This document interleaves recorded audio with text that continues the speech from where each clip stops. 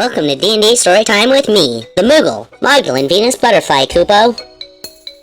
The High Road, Episode 3, Discoveries.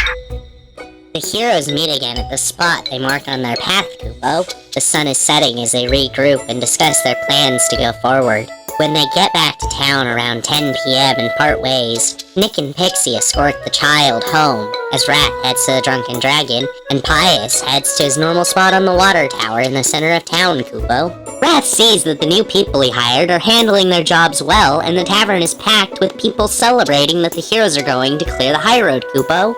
He watches as they perform their tasks, and he prepares to enter his office space in the back. As Pius sits in his perch, Kupo, Clef climbs a tower and tells him that it was a dick move to leave him waiting in the center of town. He also catches Pius up on the fact that Captain Flowers had been hung upside down in Patch's shop, Kupo, but he collected the captain and took him home. The two sit and watch over the town for a short period before Pius notices that some local teens are messing around and one of them begins to streak down the road in the winter night. He climbs down to stop the teens and shouts at the turtle boy who is streaking to stop. The boy, with the family name of Septicai Kupo, trips and slides across a patch of ice on his front. Pius gets the boy to grab his clothes and return home before returning to the perch on the water tower, Kupo. As Nick and Pixie approach the house of Pyranicus and Ricta, Star, taking control of Pixie's body, pulls out the witch's head and sets herself up to scare them when they answer the door. After a loud scream and crying from Ricta, the two hand the boy back to his parents. Pyranicus runs off and returns with a bundle of dirty white cloth, while Ricta smothers her child with love, Kupo. Nick tries to decline the gift, and Pyranicus explains that the Athame, despite being ornate and bearing the crest of Canehurst, has brought them only trouble as they are believed to be liars about their relation to the noble family. In the end, they decide to leave the Athame behind, but resolve to try helping them find their place in the noble family, Kupo, hoping they can change the Canehurst family for the better. Before leaving, Nick and Pixie help bring the clothes into the house for the family to have, with the exception of the Giuseppes, of course. The two keep their eyes open and their hands feeling in case some of the clothes contain something potentially dangerous, Kupo.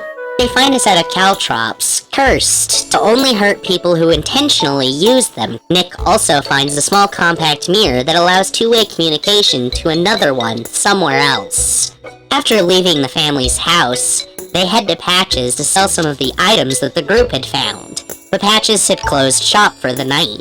After some deliberation, Wrath places the torment fragment he had into the safe in the office and lets the manager know that it's dangerous and not to let anyone touch it or move it. Pius and Clef head to the Drunken Dragon, and the group decide to meet in the office to discuss the events of the day, Kupo, since they found themselves isekai'd and could use a drink. As they look at the torment fragments, they each remember where and when they found these purple crystals that they had forgotten about. Wrath had been sitting in the captain's quarters of the Kraken's Bane, merely a week before the incident where he lost everything and gave up pirating. He had been waiting for Captain Jones and searching the drawers out of boredom, Kupo. He saw it and instinctively grabbed it. Pius remembers the fight against Acrid and seeing it fall from his robes in the middle of the fight.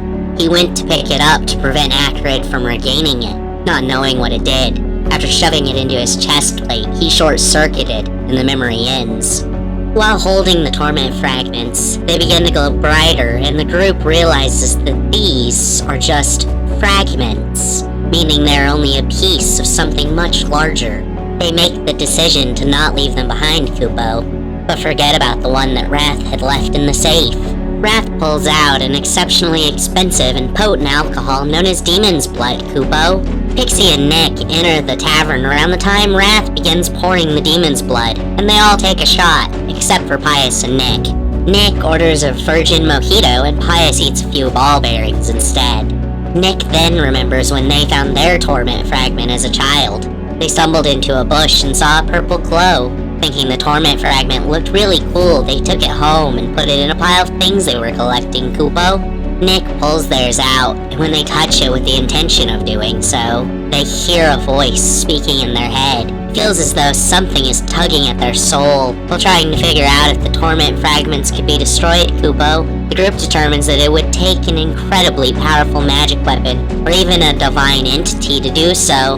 Nick considers casting Identify on it, but decides not to because of the potential consequences. They drop the torment fragment, and while shaking, take their seat, Kupo. The group takes time to review what they experienced and determine the effects of the items that were found in the clothes, Kupo. With a determination that the witch must have been working with someone else, they head back into the forest, foregoing rest. In the dark, they lose the trail, but after Pixie produces magical lights, they find it again. After hours of traveling through the forest, they discover a cave at the end of the second set of witches' tracks that they had marked before. As they search the cave, Cleth notices an illusory wall and goes through it. In the hidden space, the heroes find a ritual circle and a large chest. Cleth begins searching for additional illusory walls. Pixie attempts to pick the lock on the chest with a fishing hook. Wrath keeps watch from the door, and Pius and Nick investigate the ritual circle, Kupo. Nick and Pius determine the circle is used to summon a creature from another plane of existence, and that the circle would be intended to bring forth an enormous creature. Cleth notices that the passage they've gone down has no additional illusory walls or hidden passages as he finishes circling the room. Pixie realizes as she breaks the fishing hook and decides to hit the chest that it wasn't locked or even fully closed. Wrath notices two sets of footprints leaving the space and begins following them back out of the hidden area as Pius throws open the chest. Pixie takes a variety of potion vials from the chest and unrolls a carpet that took up most of it, Kupo. Wrath can see, right before he gets back to the illusory wall everyone had come through, that one of the sets of footprints turns into what appears to be a small child's. Wrath begins running back to the cavern, shouting that they have to return to town immediately, as a small body falls from the carpet, and Pixie and Pius realize it's the son of Pyranicus and Ricta. He's had his skin removed, likely to be used as a disguise. Nick quickly destroys the ritual circle before everyone rushes back to town. When the party reaches Pyranicus and Ricta's home, out of breath, tired, and enraged, they find the disguised demon has already left the house and taken the Athame with them, Kupo. Pyranicus and Ricta panic as the party searches for a way to find where the demon went. They find the compact mirror that likely is paired with the one they found before, Kupo. The party begins to race again into the forest, trying to follow the demon's tracks they find as the moon is high in the sky. Check out our actual play lore videos, and don't forget to like, subscribe, and obey.